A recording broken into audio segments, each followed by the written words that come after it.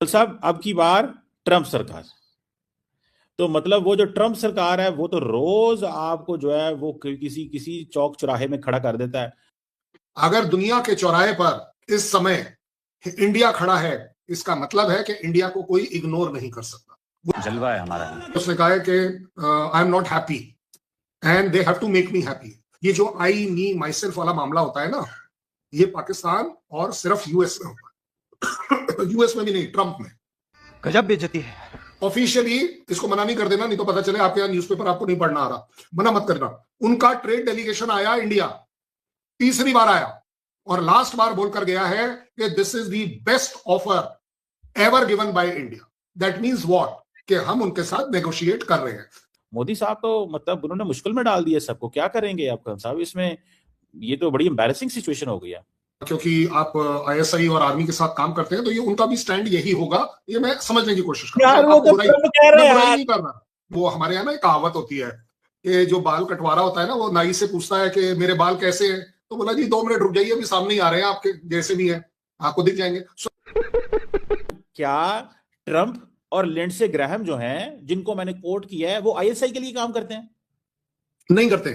कोई उल्टा है, उल्टा है, उल्टा है, ये आपको भी पता है। बात तो सही है। क्योंकि देखिए पाकिस्तान में आप लोग ना थोड़ा एजुकेशन के ऊपर पैसा कम खर्चते हो। चलो सर कोई बात नहीं, कमर चीमा के साथ बैठे हैं, पाकिस्तान के रिपोर्टर के साथ बैठे हैं, हमें भी अनएजुकेटेड बनना पड़ेगा। चलिए मैं बन गया, बोलिए मुझे समझाइए।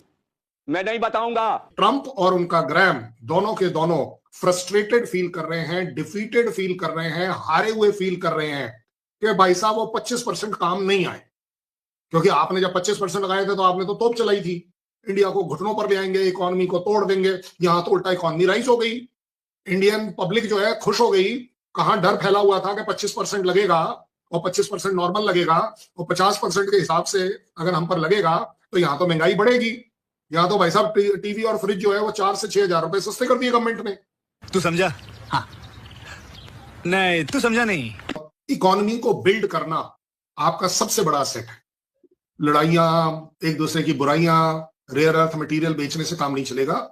शर्म करो शर्म। पॉइंट ब्लैंक इस समय ये प्रूव होता है 50% tariff has been defeated by India. India के अंदर वो ताकत दिख गई अब उन्हें कि भाई साहब ये नहीं झुकेगा। ये पाकिस्तान नहीं है जो अपने आप झुका रहा है। ये कहना कि मैं इसे बढ़ाऊंगा, क्या ये मतलब नहीं निकलता कि पिछला जो 50% लगाया है वो फेल हो गया, वो बेकार हो गया, इंडिया उसके प्रेशर में नहीं आया? ये बड़ी अच्छी बात कही आप।